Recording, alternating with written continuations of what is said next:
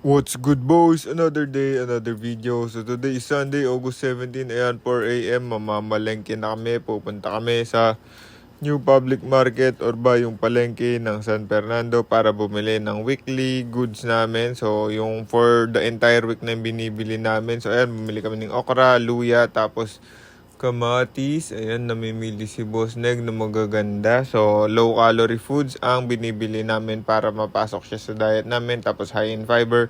Siyempre, whole foods pa din. Tapos, ayan, next, bumili kami ng mga ripe bananas. Tapos, nire-ref na lang namin kasi mas mura. Tapos, ayan, may lakad kami ngayon. Magse-celebrate si Boss Neg ng birthday niya sa bahay nila. Ayan, noon, sa sarap ng pagkain, boys. Ayun yung binili namin cake kanina sa may Goldilocks.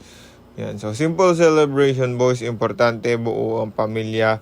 Tapos ayun ako, nandun lang sa sulok, may tumbler at nagse-cellphone lang. Ano, bagong gising pa boy. Ayun, sarap ng handa ni Boss Neg. Ayan pa yung cake niya. Happy birthday Boss Neg Mariel. Yan, tapos kumain na si Boss Neg kasi aalis na kami niyan. Pagkatapos niya kumain maya-maya dahil marami pa kaming gagawin.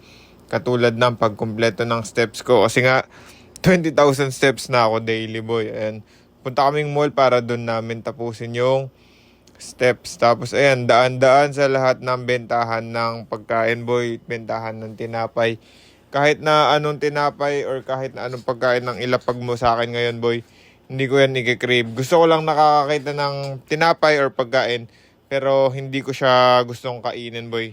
Alam nyo ba yun? Guess nyo yun? Gusto kong nakikita yung pagkain pero ayoko siyang kainin. Kasi may goal tayo. Gusto kong manalo. Gusto ko ma-achieve yung pinaka-best physique ko until my show days, boy. Okay, may tamang pagkain yan or may tamang oras para kumain, boy. Tapos ng show, ganyan. Pwede tayo mag-celebrate kasi we've earned it. Tapos ayan, tapos na yung walking namin. Walking trip, 5.31 km, 2 hours and 10 minutes. Tapos naka 6-9 steps. Tapos andito na kami sa bahay. 19,285 steps yung na-complete ko. Pero meron pang times na hindi nakasuot yung watch. So, ayun lang. Bye-bye.